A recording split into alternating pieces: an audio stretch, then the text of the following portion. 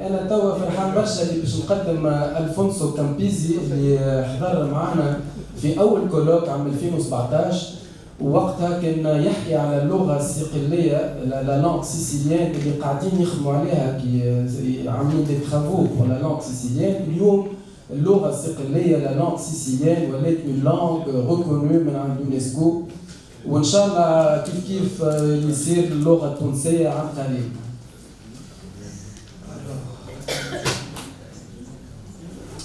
Merci, donc bonjour. Donc aujourd'hui, en fait, je préparais juste un travail sur c'est bon, le micro, de la langue maternelle à la langue d'enseignement et l'expérience du sicilien, car on a commencé bien avant les Tunisiens la procédure de reconnaissance de la langue tunisienne. Et je commencerai donc mon intervention avec une question. Est-ce que le choix des langues d'enseignement et d'apprentissage est la principale cause d'échec scolaire de l'enfant? Et quelle relation existerait-il entre la langue maternelle et la langue officielle? Le linguiste algérien est lui-même donc auteur de plusieurs ouvrages et articles sur l'histoire et l'évolution des langues en Algérie, dont le Maghribi, alias Derja, ou encore langue maternelle et citoyenneté en Algérie, fut le premier en Algérie à avoir souligné l'importance des langues maternelles et à avoir introduit le concept de Maghribi, donc comme langue maternelle du Maghreb. Et lui-même donc avait émis la thèse du punique, la langue introduite par les Phéniciens en Afrique du Nord pendant la période pré-islamique. L'évolution du punique en contact avec le berbère et l'arabe, il dit, a donné naissance à la derja maghrébine, ou ce qu'il lui-même appelle le Maghribi. Et je cite une citation de lui-même, il dit: le fond du problème est de définir une bonne fois pour toutes ce qu'est une langue maternelle ou native. De lors que dès que l'on s'accordera sur son support et ses fonctions de nature biologique et génétique, en somme, la langue maternelle est l'ancrage social d'un support fonctionnel dont le centre se situe dans le cerveau de chaque sujet. Voilà qui donne à la notion d'identité linguistique un statut matériel et social incontournable, loin des spéculations politico-idéologiques. Fin de citation.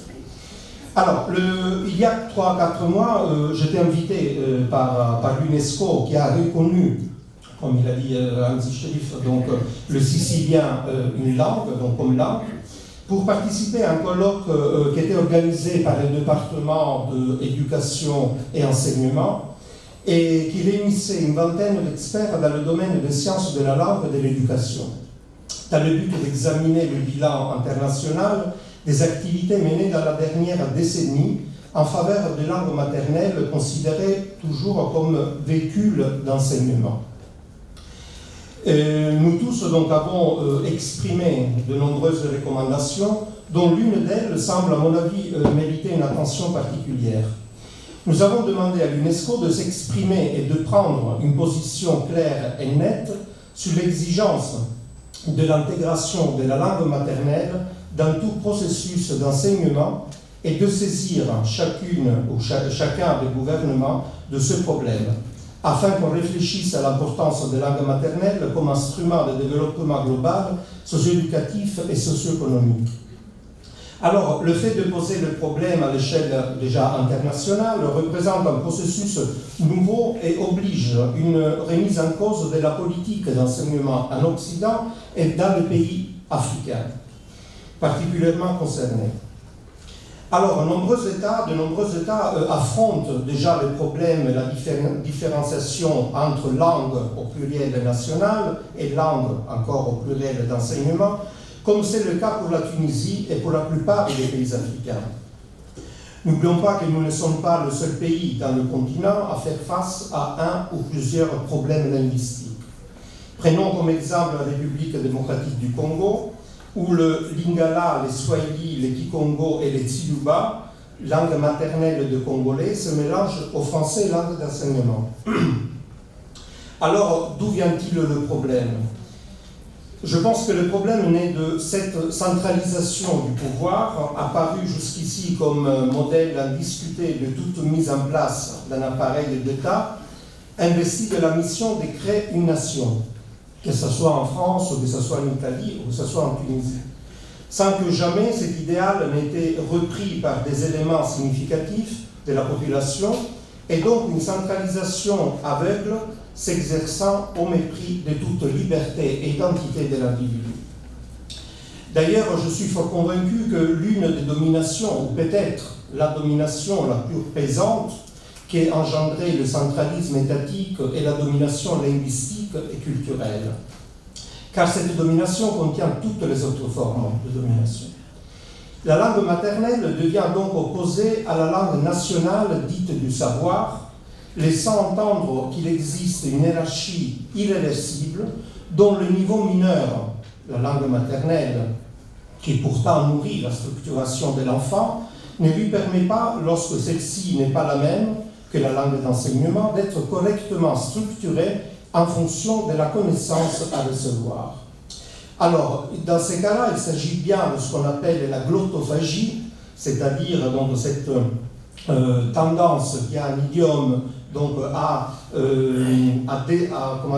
faire disparaître un autre idiome, et qui est érigée en principe et qui impose la destruction de l'autre à travers la destruction de sa langue. En situation de conquête, une des modalités de l'oppression d'un peuple ou d'une communauté passe par la domination exercée sur sa langue. C'est ainsi que des langues, des traditions orales sont évincées du champ social par le pouvoir de l'écrit. Un exemple donné par notre langue tunisienne, à nous tous très chère. Après cette introduction générale, dont je passerai un peu à vous parler de l'expérience du sicilien, l'expérience personnelle qui concerne tout un processus assez long de standardisation et d'officialisation de la langue sicilienne, entrepris depuis quelques années déjà en Sicile. Et tous les linguistes, ou enfin certains linguistes siciliens, nous avons déjà commencé par nous poser certaines questions fondamentales afin de pouvoir cibler le sicilien en tant que langue. Nous avons commencé par nous poser la question suivante. Est-ce que le sicilien représenterait une langue d'enseignement entendue comme langue employée pour dispenser un programme précis dans un cadre d'enseignement formel ou informel? Ou encore, il s'agit d'une langue locale et donc de langue parlée dans une ou plusieurs communautés du pays, mais qui n'est pas pratiquée à l'échelle nationale ou internationale, ou bien encore il s'agirait d'une langue maternelle et donc d'une langue acquise par un individu dans son environnement domestique, en tant que première langue, parfois appelée langue du foyer. Alors, ce qui était sûr, c'est le fait qu'il s'agit d'une langue nationale entendue comme langue d'usage courant et en utilisation actuelle à travers un pays ou dans certaines parties de son territoire, et souvent symbolique de l'identité de ses locuteurs. Il peut ou pas avoir le statut de langue officielle, qui est la langue désignée par l'État pour des fonctions officielles telles que l'administration, l'éducation, etc., dans ce plan national. Alors, nous avons commencé il y a 10 ans avec une série de questions que nous avons adressées à la population siculophone et italophone. Selon l'âge, les personnes âgées en Sicile, à peu près les 90% des personnes âgées sont des siculophones et ou italophones. Le niveau d'études et la classe économique et sociale est pour nous rendre compte déjà de la pratique quotidienne ou pas du sicilien et dans quel pourcentage cette langue est utilisée dans la vie de tous les jours. Des résultats obtenus, nous avons pu comprendre que les Siciliens est jusqu'à nos jours la première langue parlée et utilisée par les 80% de la population locale, tout en restant une langue orale et pas écrite. Donc. Populaire et parfois synonyme de sous-développement culturel et économique. Dans certains cas, la population associe le sicilien à la mafia, car les mafieux parlent et écrivent entre eux seulement sicilien, pour ne pas se faire comprendre par la justice italienne.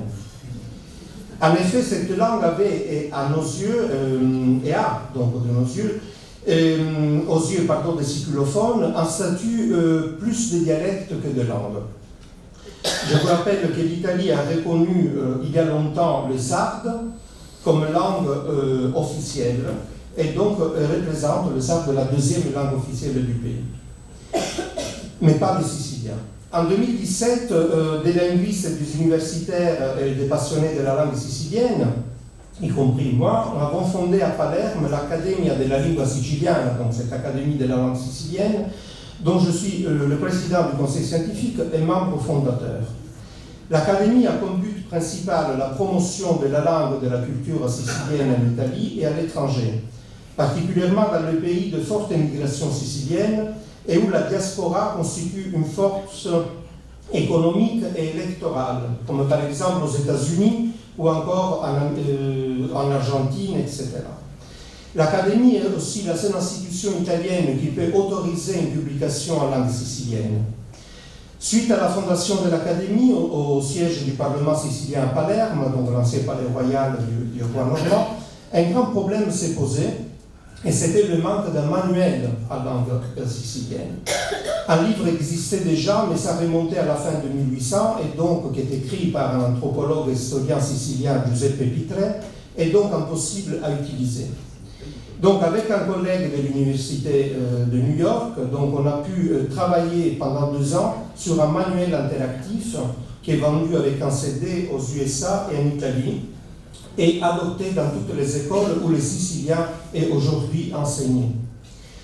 Ensuite, au fur et à mesure, nous avons commencé à proposer des cours de langue sicilienne aux couches sociales les plus aisées. On a commencé par les couches les plus aisées, qui restaient et qui restent plus d'ailleurs les calcitrantes dans l'apprentissage du sicilien. Et en collaboration avec les préfectures et les mairies de différentes villes et villages de Sicile, nous avons pu pénétrer cette année pour la première fois, après 10 ans, à l'intérieur des écoles niveau collège, pour proposer 2 heures optionnelles hebdomadaires d'enseignement de langue sicilienne.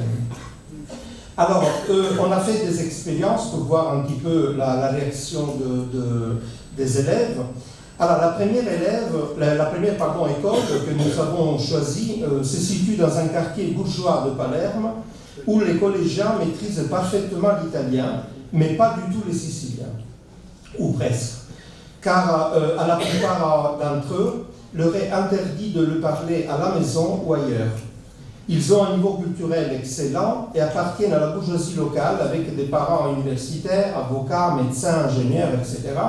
Mais personne n'avait cependant jamais entendu parler du traité de la Charte européenne des langues régionales ou minoritaires, proposé sous l'égide du Conseil de l'Europe et adopté en 1992 par son Assemblée parlementaire, et destiné à protéger et favoriser les langues historiques, régionales et les langues des minorités en Europe. Lors de la première réunion, nous avons remis un questionnaire aux élèves qui ont dû remplir et nous retourner, et sur la base des résultats de ce questionnaire, et vu leur niveau culturel, il était décidé de mettre de côté l'idée initiale, c'est-à-dire celle de réaliser un cours purement de grammaire sicilienne, en optant pour une idée plus particulière avec la proposition d'une discussion spécifique et approfondie de certains sujets, problématiques, contradictoires, mais en tout cas c'était des sujets intéressants et peu connus et utiles pour développer une pleine conscience linguistique et la maîtrise des questions grammaticales.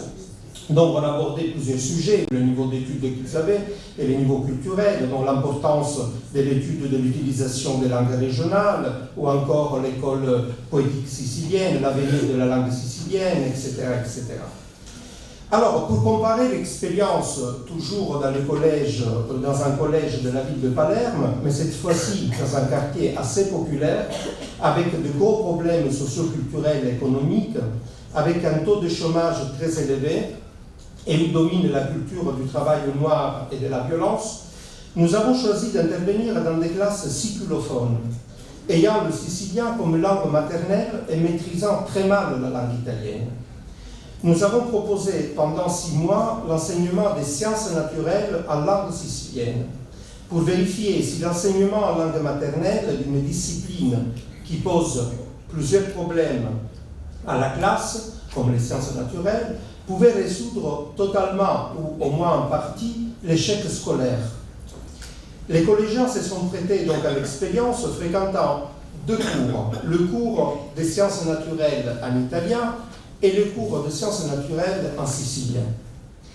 À la fin des 6 mois, nous avons fait passer plus ou moins le même examen en italien et en sicilien, des questions-réponses, donc compréhension, rédaction, aux collégiens. Et nous avons pu remarquer que les résultats liés à la compréhension et à la rédaction de l'examen étaient inexistants en sicilien et donc dans leur langue maternelle. Le contenu du cours était identique, appris de la même façon, mais dans une langue différente. Le degré d'implication et d'intérêt des élèves était très élevé par rapport au cours en italien, avec des questions fréquemment posées et un désir d'apprendre assez remarquable. C'est une bonne chose de pouvoir suivre ce cours en sicilien, a dit la plupart des inscrits. Le niveau culturel global était cependant très faible, voire très bas.